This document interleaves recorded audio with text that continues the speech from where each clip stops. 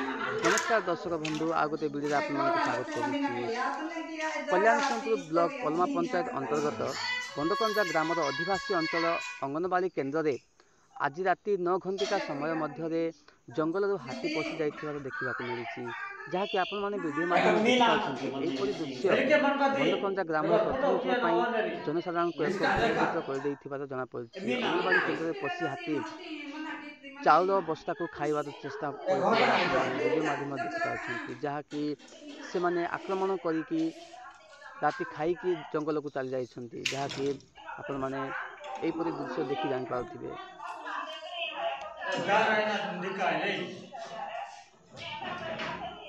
देखिपारे से खज बा चिन्ह देखा पाँच आपण मैंने। तो यहपरी भाव में चाउल देखा मिली, जहाँकि 2-3 बस्ता खाई विभिन्न प्रकार अपरिष्कार करी हाथी चली जाकर बासस्थान को।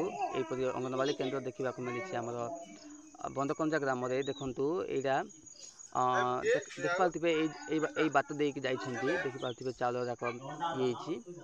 तो सांग मैंने वीडियो भल लगे लाइक कर, सब्सक्राइब कर एवं बहुत संख्या माध्यम शेयर करूँ, जहाँकि समस्त लोक मान सूचना होगा निहाती आवश्यक। तो देखिपारे यहपरी दृश्य। तो सांग मैंने यहाँ हूँ बंदकंजा ग्राम, जोटा कि अंगनवाड़ी केन्द्र पिला माने जाइक अध्ययन करती।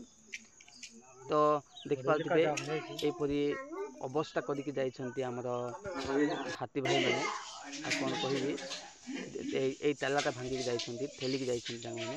तो रोच धन्यवाद।